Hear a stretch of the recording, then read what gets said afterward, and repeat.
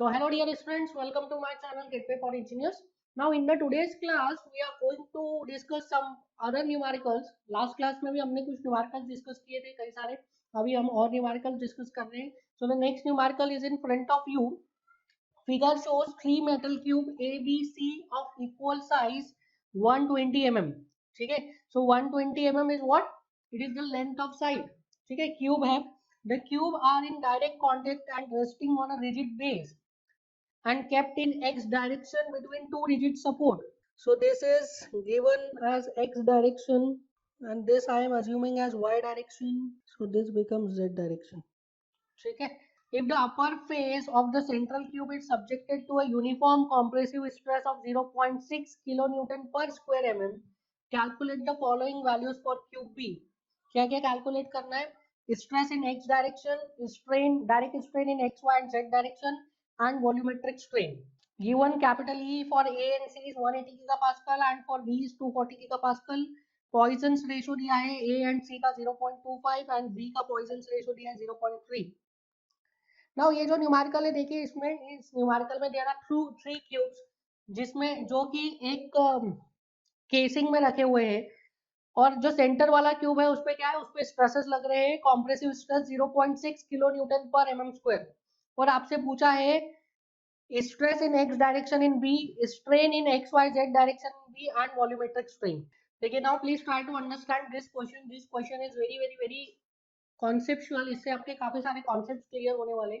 Now इस question में क्या दिया गया है? There are three cubes, there are three metal cubes और इनको एक केसिंग में रख दिया गया है such that कि x डायरेक्शन में इन तीनों क्यूब का क्या है, x डायरेक्शन में इन क्यूब्स का change in length is restricted.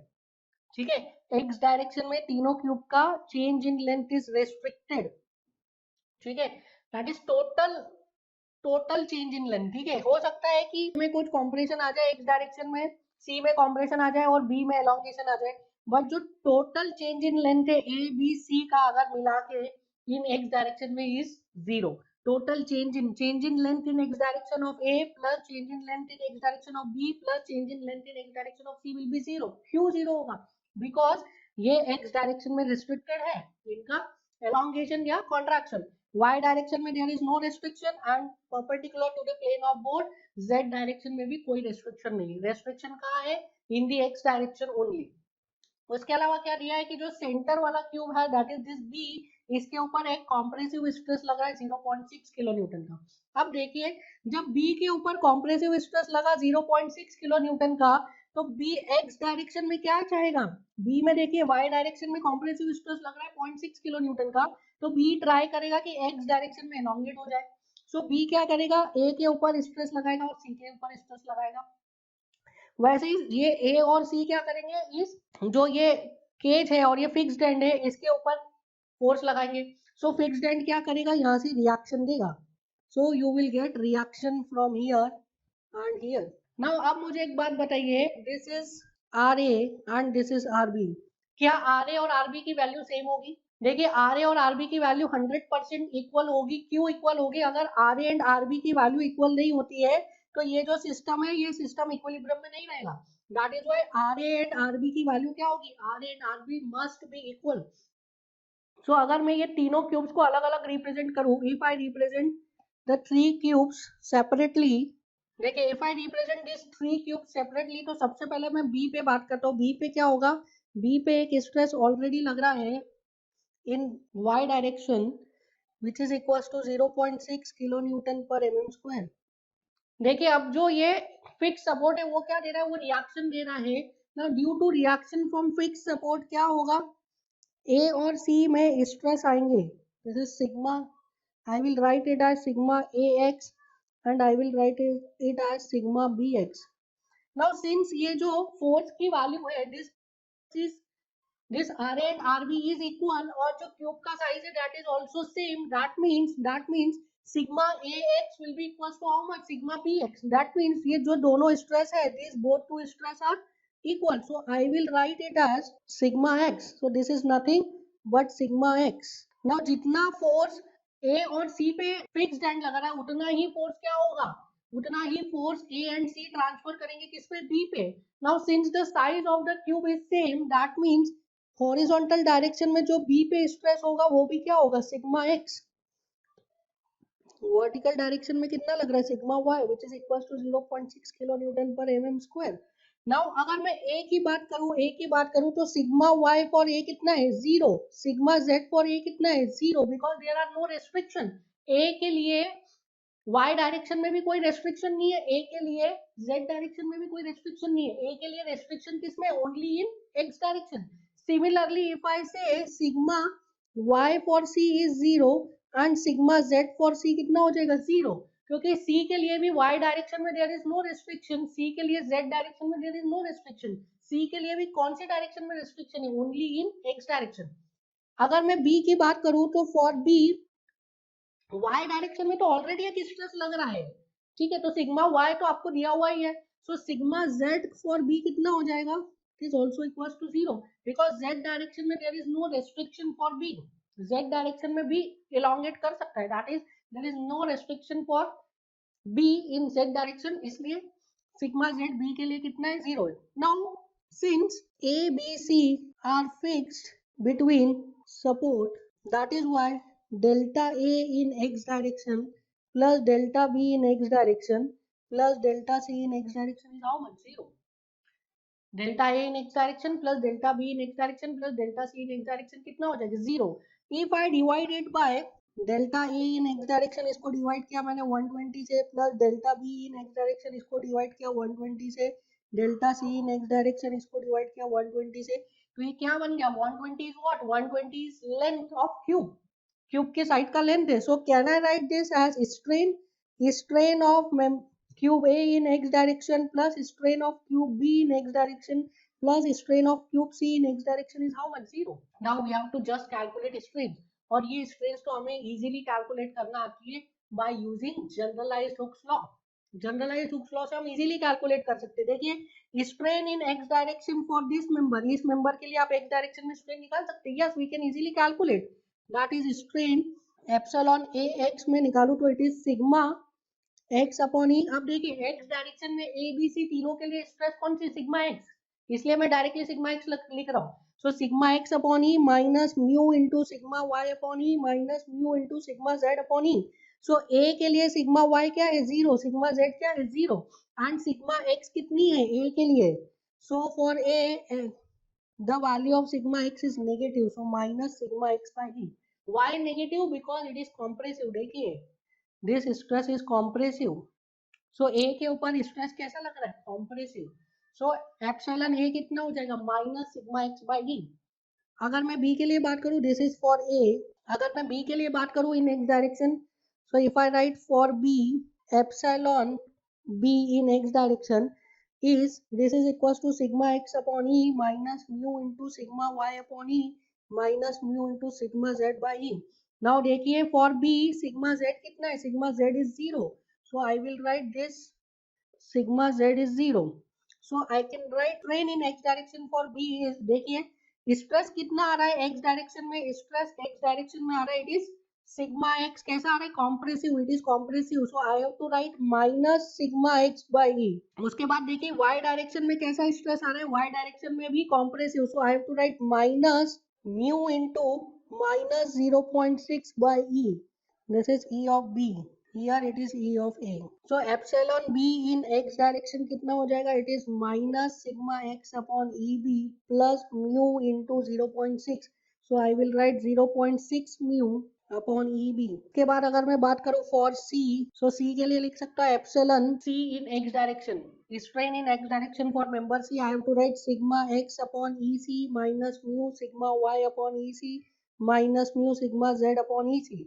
Now sigma Z is zero, sigma Y is zero, C के लिए कैसे देख लीजिए, यहाँ पे sigma Z is zero, sigma Y is zero, last में आप देख सकते हैं sigma Z is zero, sigma Y is zero, so epsilon C in x direction कितना हो जाएगा, epsilon C in x direction is equal to minus of sigma x upon E C. Why minus, because X direction में जो stress लग रहा है that is, x direction में जो स्ट्रेस लग रहा है दैट इज कॉम्प्रेसिव स्ट्रेस लग रहा है एक्स डायरेक्शन में, इसलिए this is minus. So put the values in equation 1, I am writing this as equation 1, So I will write minus sigma x upon EA minus sigma x upon EA minus sigma x upon EB plus 0.6 mu upon EB minus sigma x upon EC. This is equals to how much? 0. So from here what you will get? You will get the value of sigma x. So sigma x को common ले लीजिए. You will get 2 upon EA और EC same है. EA is equal to EC. So 2 upon क्या लिख दूंगा मैं? 2 upon, so it is minus 2 upon 180 minus 1 upon 240 plus 0.6 into 0.3 upon 240. This is equals to 0. So can I write sigma x into 1 by 90 plus 1 by 240? This is equals to 0.6 into 0.3 by 240. So from here you will get the value of sigma x is equals to 0.049 kilonewton per mm square. That is compressive. So it is 0.049 kilonewton per meter mm square. This is the first answer. So पहला क्या पूछा था हमसे? पहला पूछा था stress in B. Second क्या पूछा है? Strain in B. So next we have to calculate strain in X Y and Z direction in B. So calculate कर सकते हैं, इजी है. सो एप्सिलॉन बी एक्स की मैं बात करूं, अभी कैलकुलेट किया. It is sigma x upon E B minus mu sigma Y for B upon E B minus mu sigma Z for B upon E B.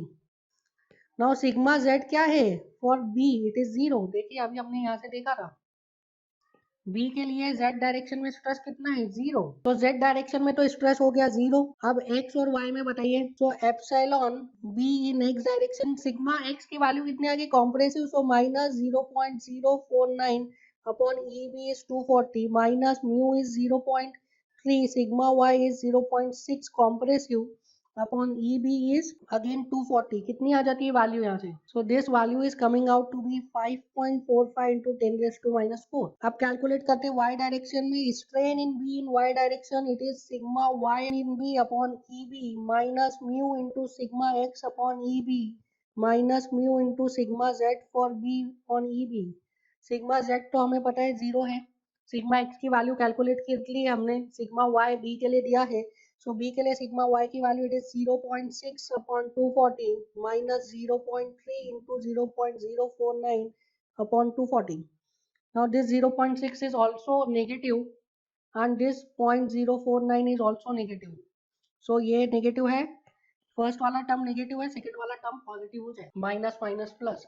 So value कितनी आ जाएगी यहाँ से you will get the value of epsilon b in y direction, strain in b in y direction. This is equals to minus 24.39 into 10 raised to minus 4. Now next is epsilon b in z direction.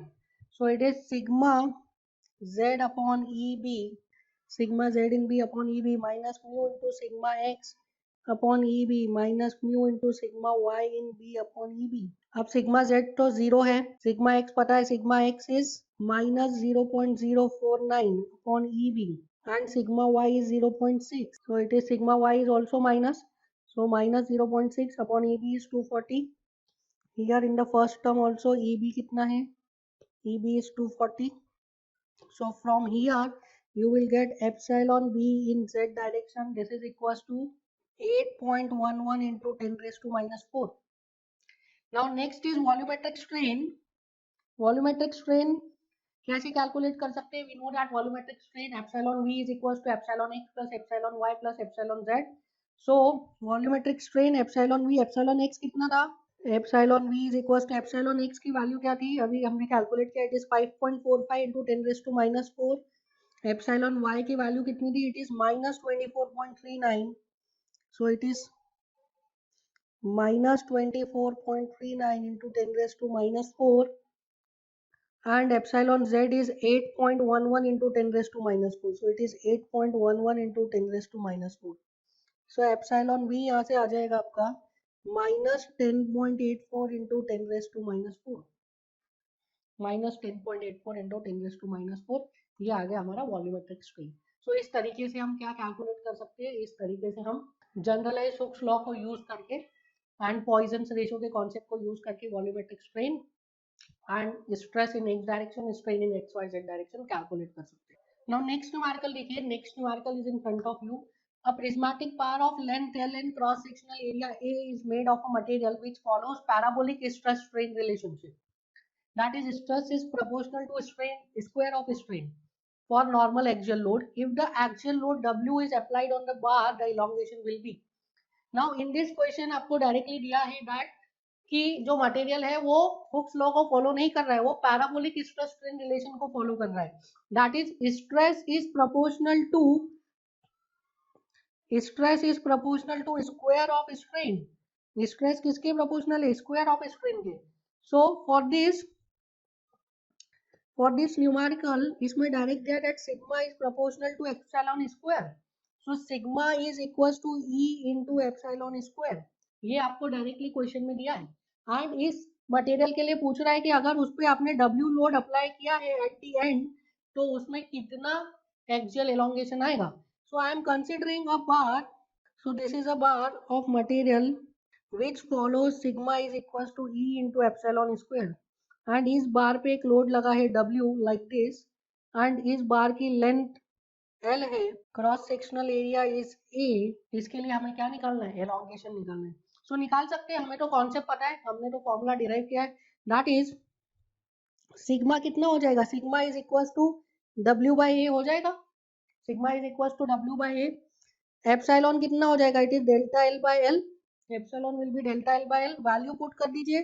So W by A this is equal to capital E into delta L by L का whole square. What we have to calculate? Delta L. Delta L is question mark. So delta L को subject of the formula बनाइए. You will get delta L square is equals to W upon EA into L square. So can I write delta L is equals to W upon EA की power 1/2 into L. So this is the answer. It was very easy, but students को क्या रहता है? Formula याद रहता है PL upon E. ये नहीं पता रहता है कि PL अपॉन E लगाना कब है. तो PL अपॉन E तब लगा सकते हैं जब हुक्स लॉ वैलिड है. PL अपॉन E सिर्फ तब लगा सकते हैं जब cross section is constant throughout the length. Through out the length अगर क्रॉस सेक्शन कांस्टेंट है तो लगा सकते हैं. PL अपॉन E तब लगा सकते हैं जब load is constant throughout the length. In this case Hooke's law was not valid. Hooke's law valid नहीं था, so you can not apply PL upon E directly. You have to derive PL upon E. ठीक है. सो यहाँ से हमने उसको calculate कर लिया. नाउ नेक्स्ट क्या दिया है? If the bar hangs vertically the elongation due to self weight. अच्छा, इसका आंसर देख लीजिए. W अपॉन E की पावर 1/2 इंटू L. कौन सा ऑप्शन आ रहा है? It is B. So B is the correct answer. W upon E into 1/2 की power 1/2 into L. Now second क्या पूछ रहा है? If the bar hangs vertically the elongation due to self wait. Now again इसमें क्या है? If the bar hangs vertically, so the bar is hanging vertically. So this is the bar and this bar is hanging vertically. You have to calculate elongation.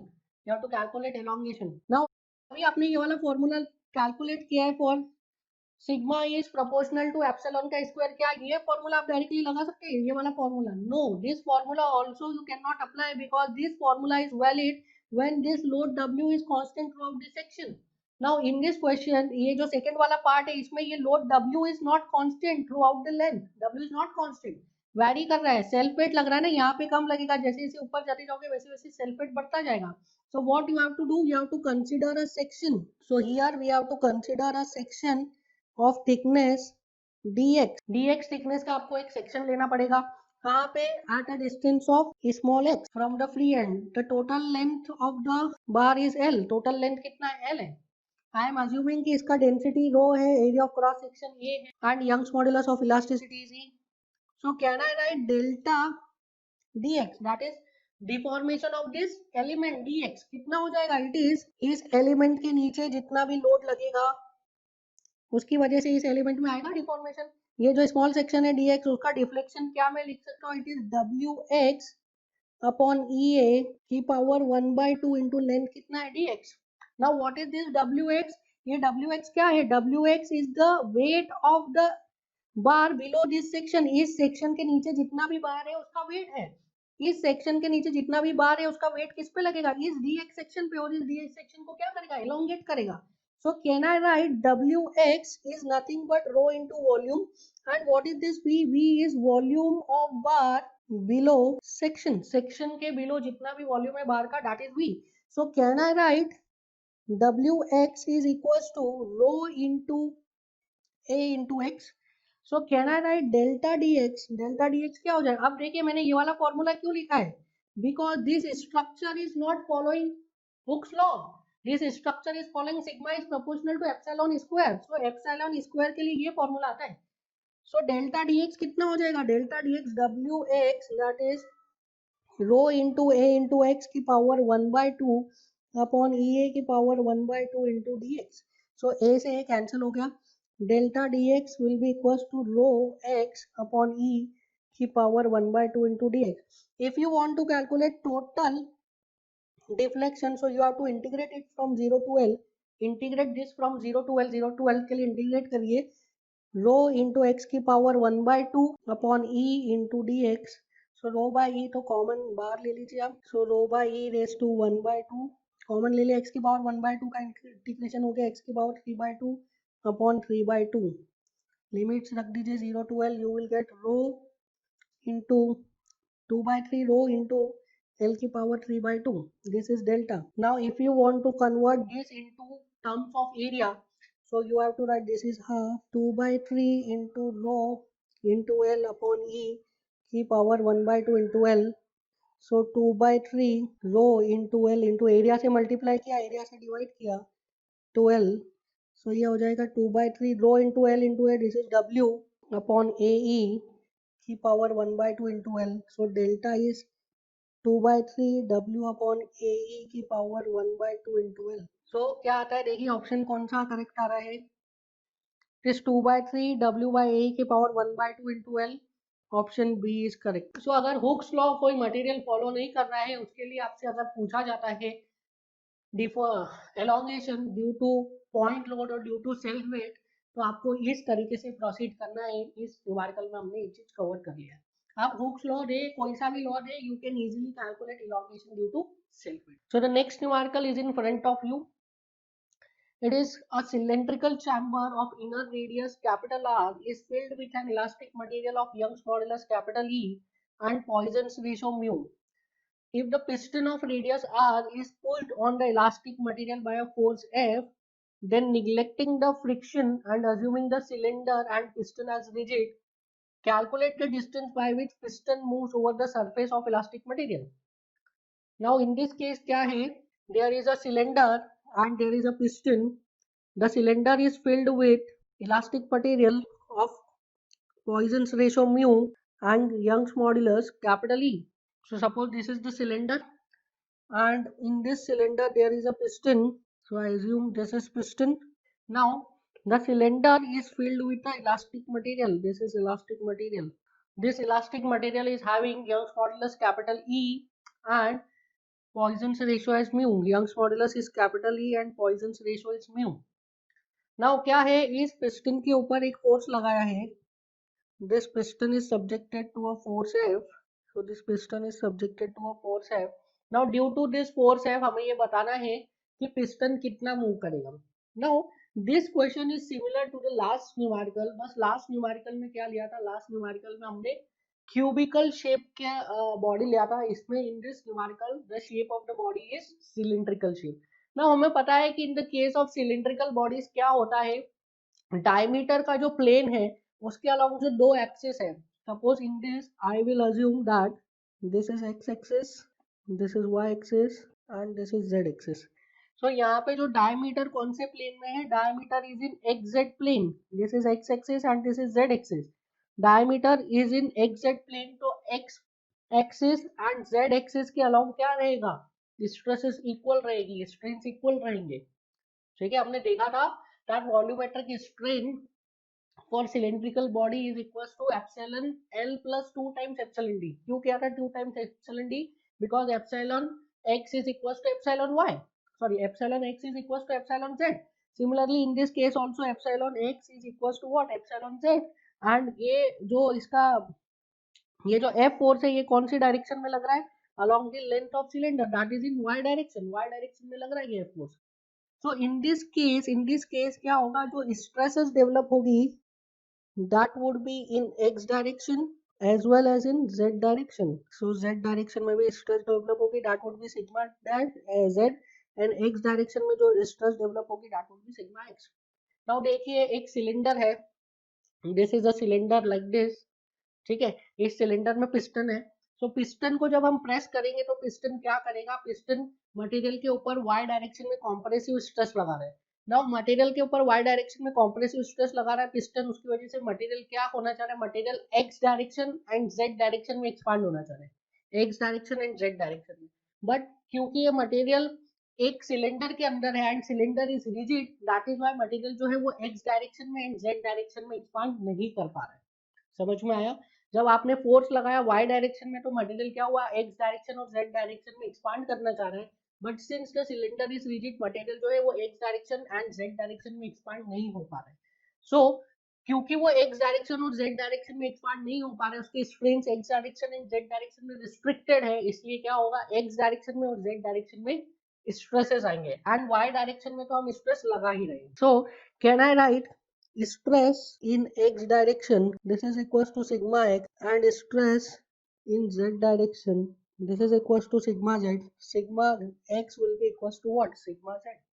sigma x किसके बराबर होगा, sigma z के बराबर, because the body is cylindrical. Now can I write strain in x direction कितना होगा, strain कितना आएगा x direction में, क्या कोई strain आएगा x direction में, नहीं. strain in x direction that is epsilon x will be 0. क्यों, क्योंकि सिलेंडर इज रिजिड ना, सिलेंडर रिजिड है, cylinder will not going to deflect, cylinder deflect नहीं होगा. हमने पढ़ा था दैट रिजिड मटेरियल की स्ट्रेंथ क्या होती है, इनफाइनाइट, रिजिड मटेरियल डिफ्लेक्ट नहीं होते. So strain in x direction is 0 and strain in z direction कितना होगा, that is also equals to 0. So strain in x direction भी 0 होगा, स्ट्रेन इन जेड डायरेक्शन भी 0 होगा.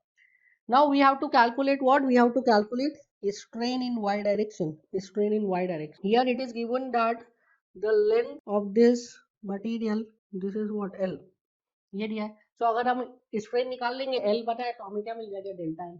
ठीक है. So we have to calculate strain in y direction. So can I write by generalized Hooke's law, by generalized Hooke's law क्या मैं लिख सकता हूँ, epsilon x is equals to sigma x by e minus mu sigma y by e minus mu sigma z by e. Now we know that sigma x is equals to sigma z, तो उसको मैं अभी ले रहा हूँ sigma के बराबर. ठीक है. So we know sigma x जो लगेगा वो कैसा लगेगा, देखिए मटेरियल होना चाह रहा है एक्सपांड, पर एक्सपांड नहीं हो पा रहा है, उस पर स्ट्रेसेस लग रही है, तो कैसी स्ट्रेसेस लगेगी, compressive. That mean sigma x भी कॉम्प्रेसिव है और सिग्मा z भी कॉम्प्रेसिव है, सिग्मा x भी कॉम्प्रेसिव, सिग्मा z भी compressive. So it is minus of sigma x by e. sigma y कैसा लग रहा है, sigma y is externally applied force, वो कैसा लग रहा है, वो तो ऑलरेडी कॉम्प्रेसिव लग रहा है. so plus mu into sigma y by e plus mu into sigma z by e कितना आ जाता है, epsilon x is minus sigma by e plus mu sigma y by e plus mu sigma Z sigma by, sigma x और sigma Z को क्या लिख दिया हमने, sigma. सो यहाँ से आपको क्या मिल जाएगा, epsilon X is equals to sigma by E into mu minus 1 plus mu into sigma Y by E. Now we know that epsilon X is how much, 0. So sigma by E into mu minus 1 plus mu into sigma Y by E is 0. So can I write mu into sigma y by e, this is equals to sigma by e into 1 minus mu. Equal to के दूसरी side चला गया तो mu minus 1 becomes 1 minus mu. so यहाँ से आपका e cancel हो जाएगा. you will get sigma is equals to mu into sigma y upon 1 minus mu. so I can write sigma x is equals to mu into sigma y upon 1 minus mu and sigma z is equals to mu upon sigma y into 1 minus mu. sigma x और sigma z क्या आ गया, mu into sigma y upon 1 minus mu. Now what we have to calculate, we have to calculate epsilon y, we have to calculate epsilon y. so by generalized Hooke's law can I write epsilon y is equals to, epsilon y कितना हो जाए, it is sigma y by e minus mu sigma x by e minus mu sigma z by e. अब देखिए since sigma y, sigma x and sigma z all are compressive, so I have to write sigma y is equals to minus epsilon y is equals to minus sigma y by e plus mu sigma x by e plus mu sigma z by e. Values put करिए, epsilon y is equal to minus sigma y by E plus mu by E. Sigma x की value क्या है, sigma x की value अभी calculate की, mu into sigma y upon 1 minus mu into 2 कर देता हूँ because sigma x is equal to what, epsilon z। So from here you will get sigma y is equal to, sigma y common ले लीजिए, sigma y by E common ले लिया, minus 1 plus 2 mu square upon 1 minus mu. So if I write epsilon y, negative sign बाहर ले लेता हूँ because epsilon y कैसा आएगा, compressive, 1 minus 2 mu square upon 1 minus mu. Now sigma y की value रखिए, sigma y is what, force upon area, force कितना लग रहा था F, एरिया कितना था, it is pi by 4d square और you can say pi r square, 1 minus 2 mu square upon 1 minus mu. So can I write it is delta L by L is equals to minus F upon pi r square E into 1 minus 2 mu square upon 1 minus mu. Delta L कितना हो जाएगा यहाँ से, minus F into L upon pi r square E 1 minus 2 mu square upon 1 minus mu. So this is the answer. Minus F L upon pi square E 1 minus 2 mu square upon 1 minus mu. So इस तरीके से आप क्या कर सकते हैं, रीस्ट्रेंट वाले questions को सॉल्व कर सकते हैं जहाँ पे एक डायरेक्शन में स्ट्रेस लग रहा है, बाकी डायरेक्शन में जो एक्सपांशन है ड्यू टू पॉइजन रेशियो अगर उसको रीस्ट्रेंट कर देते हैं तो उन टाइप के क्वेश्चंस को हमको कैसे अप्रोच करना पड़ता है, हमें जनरलाइज हुक्स लॉ लगा के उसको अप्रोच करना पड़ता है। इसके पहले वाले एग्जाम्पल में भी आपने देखा जहाँ पे हमने क्यूब लिया था और उसमें सिर्फ एक्स डायरेक्शन में जो फ्री एक्स डायरेक्शन में जो पॉइजन रेशियो की वजह से एक्सपांशन आ रहा था उसको रिस्ट्रिक्ट किया था। Now in this question X direction and Y direction दोनों ही डायरेक्शन में जो पॉइजन रेशियो की वजह से एक्सपांशन आ रहा था उसको रेस्ट्रिक्ट किया था and we have calculated what, we have calculated strength and stress also. Now next numerical देखिए, next numerical, now next numerical is in front of you. You have to calculate the elongation of this stepped bar due to self weight. Now specific weight given to you as gamma, specific weight दी हुई है that is gamma and you have to calculate deflection or you can say elongation of this bar due to self weight. Now इसको आप अपना traditional तरीके से कर सकते हैं, that is you can consider a element, एक एलिमेंट कंसीडर करिए पार्ट 1 में, एक एलिमेंट कंसीडर करिए पार्ट 2 में और उसको इंटीग्रेट कर दीजिए from 0 to 2h, you can do like that. या तो फिर you can apply a short trick, हम देखते हैं कि कैसे अप्लाई कर सकते हैं short trick. Now we know that elongation of a prismatic bar due to self weight कितना होता है, elongation of prismatic bar due to self weight, so delta prismatic is gamma L square upon 2e, ये हमें पता है gamma L square upon 2e होता है। Now अब देखिए इन दिस केस जो इलोंगेशन होगा वो किस तरीके से होगा, सबसे पहला इलोंगेशन तो होगा ये आर रेडियस के बार का due to it self weight, R radius के बार का इलोंगेशन होगा due to self weight. Second elongation होगा 2r रेडियस के बार का due to it self weight, ठीक है। सेकेंड इलोंगेशन होगा ये 2r रेडियस का जो बार है ना, इसका इलोंगेशन होगा due to the self weight of 2r radius bar, ठीक है। नाउ इसमें there is one more elongation, जो तीसरा इलोंगेशन होगा वो होगा इस 2r रेडियस के बार का due to the weight of bar of radius r। ये जो r रेडियस का बार है इसका टोटल वेट लगेगा like this on this 2r as a point load, ठीक है। इसके फ्री एंड पे पॉइंट लोड लगेगा और फिर due to the weight of bar of radius r which is acting as a point load at the free end, क्या होगा 2r radius के बार का एलोंगेशन होगा। तो सबसे पहला मैं कैलकुलेट करूंगा elongation of bar of radius r due to self weight, so this is delta 1 कितना हो जाएगा, it is gamma L square upon 2e, l कितना है यहाँ पे, l is h, so it is gamma into h square upon 2e. Second I will calculate elongation of bar of radius 2r due to self weight, so delta 2 will be equals to, इसको थोड़ा reverse कर लेते हैं, इसको 1 कर लेते हैं, इसको 2 कर लेते हैं, तो डेल्टा 2 कितना हो जाएगा, delta 2 will be equals to gamma into h square upon 2e. now third क्या होगा, third is elongation of bar of radius 2r due to weight of bar of radius r acting as point load at free end of bar of radius 2r. So 2r का जो बार है उसके 2r radius का जो बार है उसके free and पर जो r रेडियस का बार है उसका टोटल वेट एक्ट करेगा एज अ पॉइंट लोड.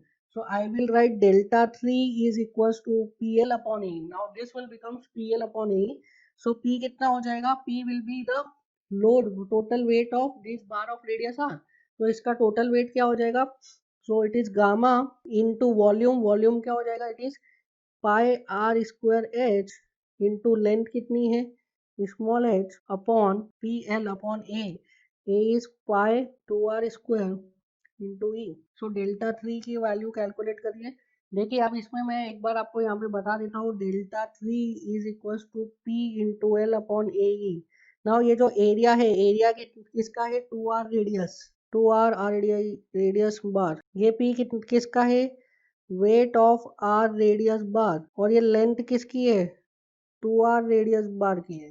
समझ में आया क्यों, delta is equal to P L upon A, इसमें पी क्या होता है, पी इज लोड, तो लोड क्या लग रहा है, जो आर रेडियस का बार है उसका total weight load as a load लग रहा है इस पे 2r रेडियस के बार पे, तो लोड कैलकुलेट करेंगे ना। सबसे पहले लोड क्या हो जाएगा, आर रेडियस के बार का वेट निकाल लीजिए, it is gamma into volume. Delta is equal to P L upon E में एल क्या होता था, L is the length of bar, कौन से बार का, जिस बार का आप डिफ्लेक्शन निकाल रहे हैं, तो यहाँ पे डिफ्लेक्शन किस बार का निकाल रहे हैं, 2r रेडियस के बार का निकाल रहे हैं, तो 2r रेडियस के बार का लेंथ कितना है, it is h, 2r radius का जो बार है उसका लेंथ कितना है h, 2r रेडियस के बार पे लोड क्या लग रहा है, लोड लग रहा है weight of bar of radius r। Area P L upon A में एरिया किस कर लेते हैं, जिस बार का आप डिफ्लेक्शन निकाल रहे हैं, एलोंगेशन निकाल रहे हैं उसका एरिया, तो किस बार का एलोंगेशन किस बार का डिफ्लेक्शन निकाल रहे हैं, 2r रेडियस का, तो ये एरिया किसका आएगा, 2r रेडियस बार का एरिया आएगा। सो यहाँ से डेल्टा 3 आ गया, हमने लिखा है gamma into pi R square H, ये क्या है, ये gamma into pi R square H, this is weight of bar of radius R and height H, R radius का बार है जिसका हाइट एच है उसका वेट है ये, कैसे निकाला, it is unit weight into volume, unit weight into volume.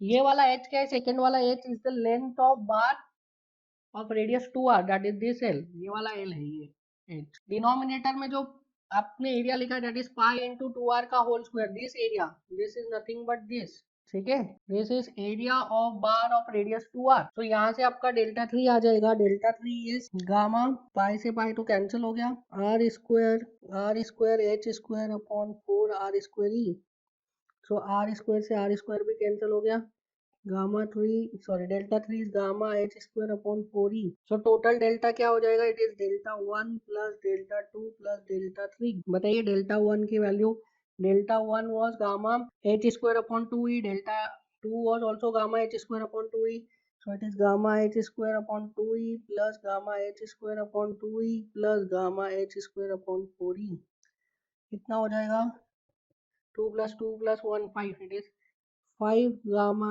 h square upon 4e, this is the answer, 5 gamma h square upon 4। कैसे कैलकुलेट किया समझ में आ गया। सो the next numerical is in front of you, in this numerical it is u1 and u2 are the strain energy stored in prismatic bar due to axial tensile force p1 and p2 respectively. The strain energy capital U stored in the same bar due to combined action of p1 and p2 will be। सो क्या किया है, एक बार है उस पर पहले P1 force लगाया, तो due to that P1 force कितना स्ट्रेन एनर्जी डेवलप हुआ, उसमें स्टोर हुआ U1। फिर उसमें P2 फोर्स लगाया तो कितना स्ट्रेन एनर्जी डेवलप हुआ U2।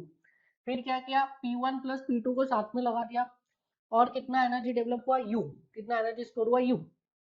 सो पूछ रहे what is relation between U, U1 and U2, that is U जो है वो U1 प्लस U2 के सम के बराबर है, या उससे बड़ा है या उससे छोटा है। सो देखिए we know that strain energy क्या होता है, strain energy is equals to half into P into delta, half into P into delta होता है।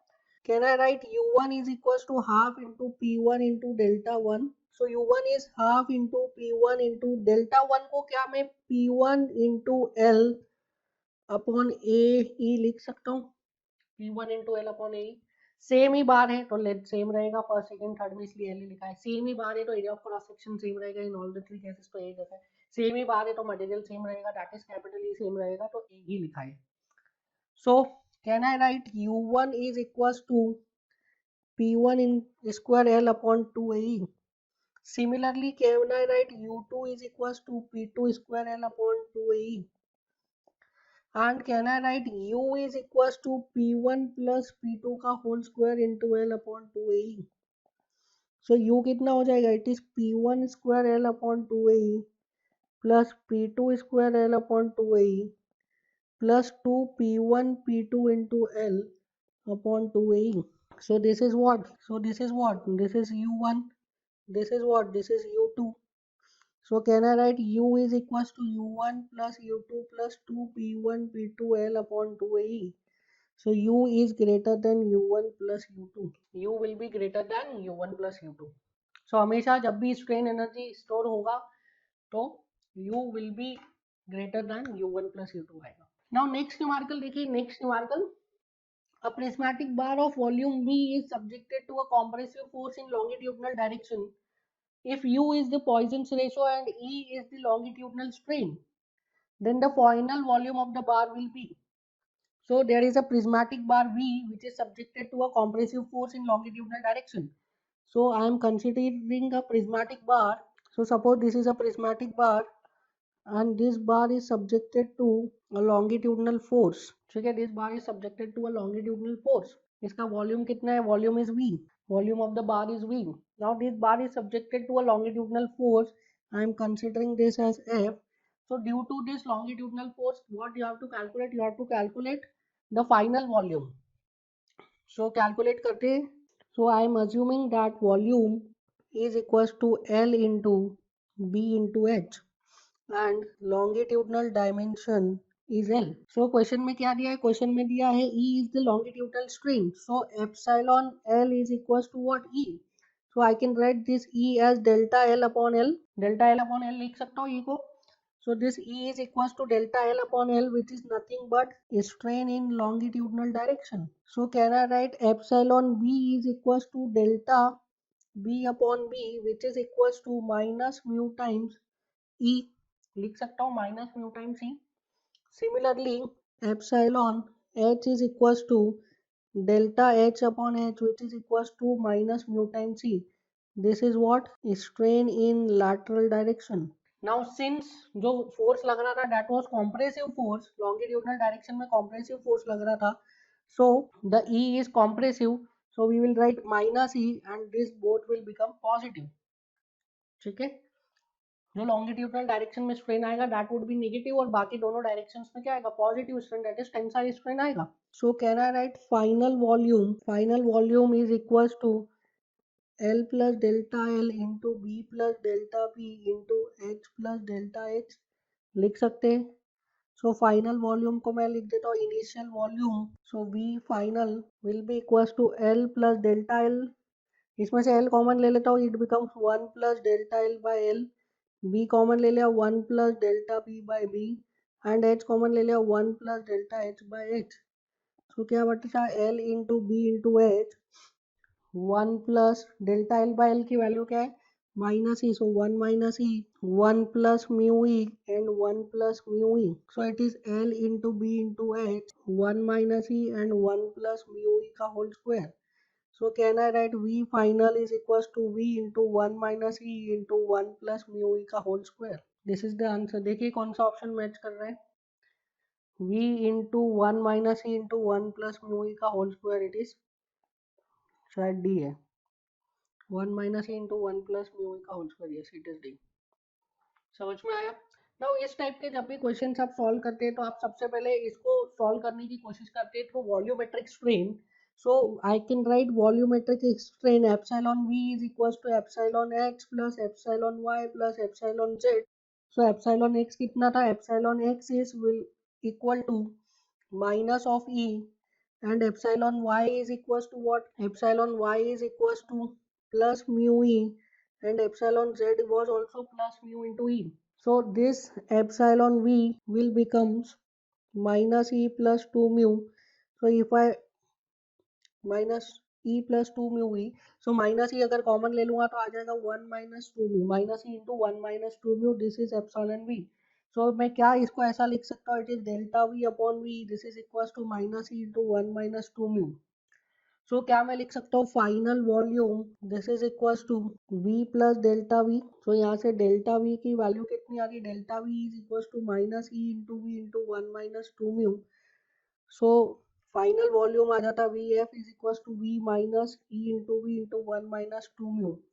सो अगर आप वी कॉमन ले लोगे it is 1 minus E into 1 minus 2 mu आ जाएगा. ठीक है. नाउ अब आप बोलेंगे देखिए नॉर्मली जब भी आप सॉल्व करेंगे इस टाइप के क्वेश्चंस को तो सबसे पहला आपके पास ऑप्शन यही आता है कि we will calculate volumetric strain. ठीक है, और आप हमेशा नॉर्मली स्टूडेंट्स अगर हम भी होते तो हम इसको वॉल्यूमेट्रिक स्ट्रेन से ही कैलकुलेट करने की कोशिश करते, पर वॉल्यूमेट्रिक स्ट्रेन से ये जो आंसर आ रहा है हमारा this answer is not matching with the options.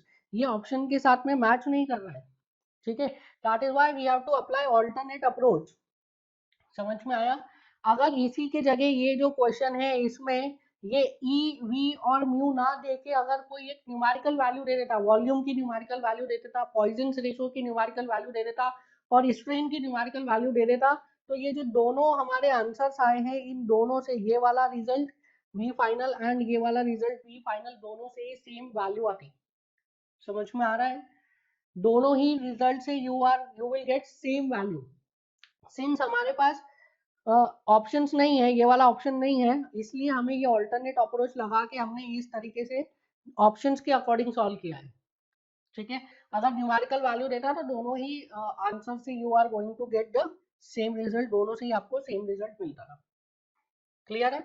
Now please try to solve next numerical. Next numerical is in front of you. A bar of elastic material is subjected to a direct compressive stress sigma 1 in the longitudinal direction. Suitable lateral compressive stress sigma 2 are applied in each of the other two lateral directions to limit the net strain in each of the lateral direction to half the magnitude of what it could be under sigma 1 alone. Determine the value of sigma 2. You have to determine the value of sigma 2. Now इसमें क्या दिया है? एक elastic material का bar है जिसपे sigma 1 compressive stresses लग रहा है in the longitudinal direction.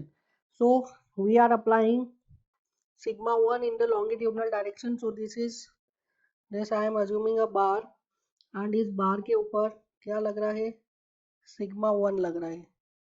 Now sigma 1 लग रहा है इस बार के ऊपर, इसकी वजह से क्या हो रहा है? In y direction and z direction there will be some strains. y और z डायरेक्शन में कुछ स्ट्रेन आ रहा होगा। So I am assuming this is x lateral direction, this is y and this is z.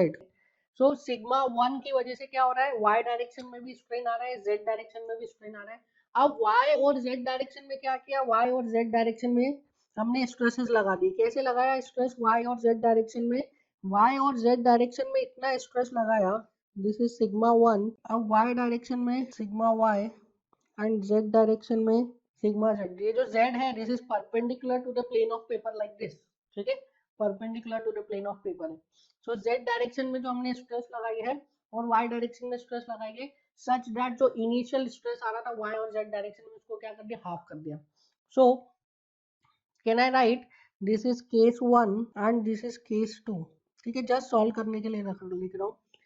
So for case 1 sigma y is 0 and sigma z is 0.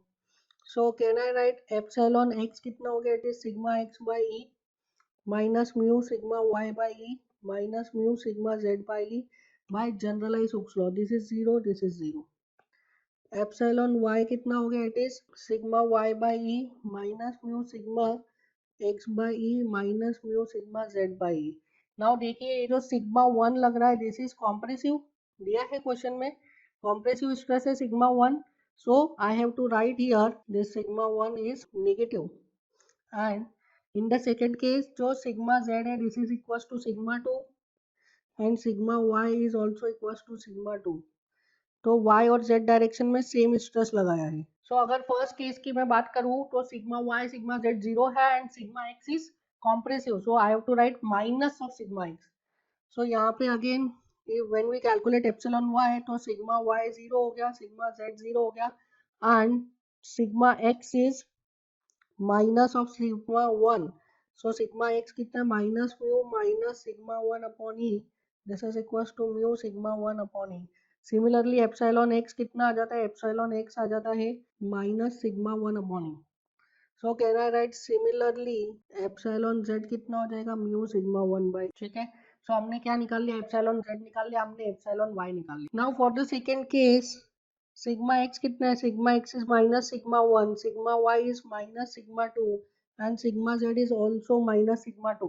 Now question में क्या बोल रहा है? Question में देखिए sigma 2 stress is applied, suitable lateral compressive stress sigma 2 is applied in each of other two lateral direction to limit the net strain in each of lateral direction to half the magnitude of what it could be under sigma 1. So second case में क्या किया है, ये stress system लगाया है, क्यों लगाया है, जो फर्स्ट स्ट्रेस सिस्टम में स्ट्रेन आ रहा था y एंड z डायरेक्शन में उसको हाफ करने के लिए. So can I write strain is restricted to half the strain in case 1 for y and z direction. ठीक है, y और z डायरेक्शन में जो केस 1 में स्ट्रेन आ रहा था उसको कितना कर दिया, हाफ कर दिया. कैसे कर दिया, सिग्मा 2 स्ट्रेस लगाया, कहाँ पे, y और z डायरेक्शन में.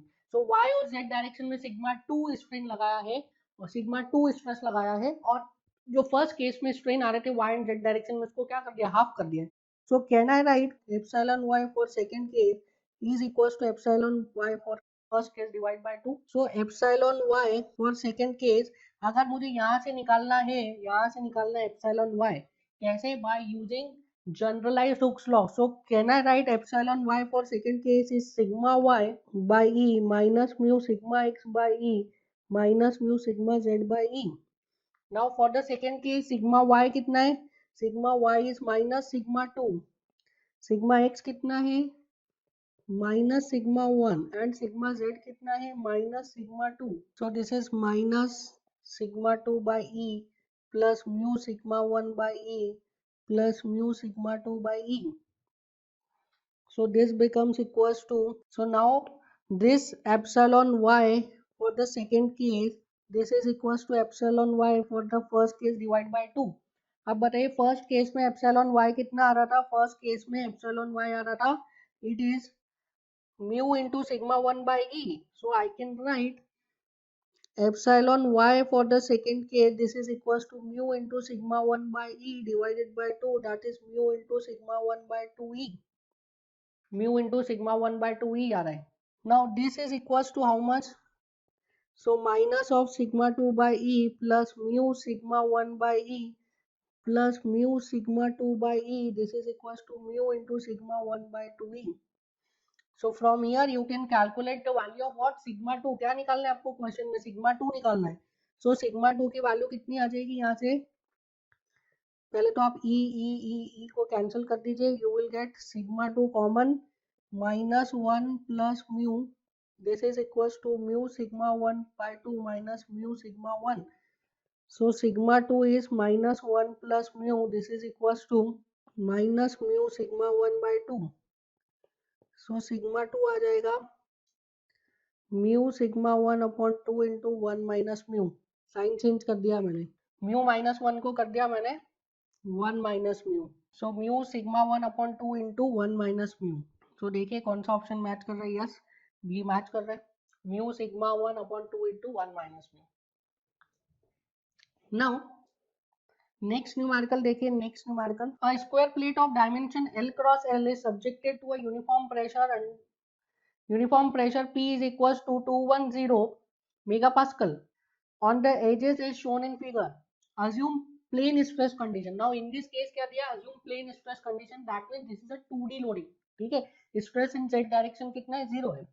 The Young's modulus capital E is 210 gigapascal. The Young's modulus capital E is 210 gigapascal. The deformed shape of the square plate of dimension is L minus 2 delta. If L is equals to 4 meter and delta is 0.0014, then calculate the Poisson's ratio of the plate. So इस question में आपसे क्या पूछा है, mu की value पूछी है. इन this question the value of mu is asked, mu दिया नहीं है, म्यू आपको कैलकुलेट करना है. सो क्या दिया आपको, क्या प्रेशर की वैल्यू दी है, दैट इज स्ट्रेस की वैल्यू दी है 210 मेगापास्कल. नाउ जेड डायरेक्शन में कोई स्ट्रेस नहीं लग रहा है, ओनली स्ट्रेस कहाँ लग रहा है, इन x and Y direction.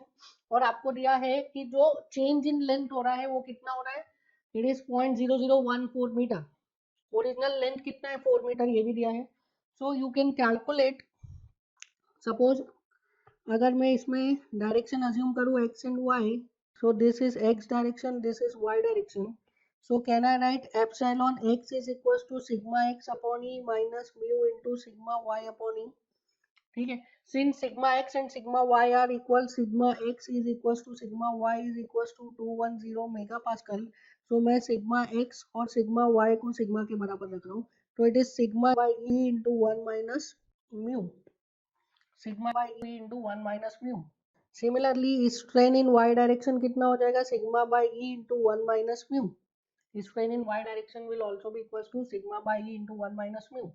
Now आपको दिया है change in length in x direction कितना हो रहा है, it is 2 delta. Change in length is 2 delta. So can I write strain in x direction, this is equals to 2 delta upon L. So can I write 2 delta upon L, this is equals to sigma by E into 1 minus mu. Now यहाँ से you can calculate the value of mu easily. So 2 into delta is 0.014, L is 4, sigma कितना है 210 and E is 210 into 10 की power 3. या तो आप sigma को लिख दो 210 into 10 की पावर 3 और E को लिख दो 210 into 10 की power 6. It is one in the same thing into 1 minus mu. So यहाँ से कितना आ जाएगा, it is 14 2 28, 28 by 4 is 7. So this is 0.7 is equals to 1 minus mu. Mu is equals to 1 minus 0.7 which is equals to 0.3. तो यहाँ से mu की value आ जाती है आपकी 0.3. It was a easy numerical.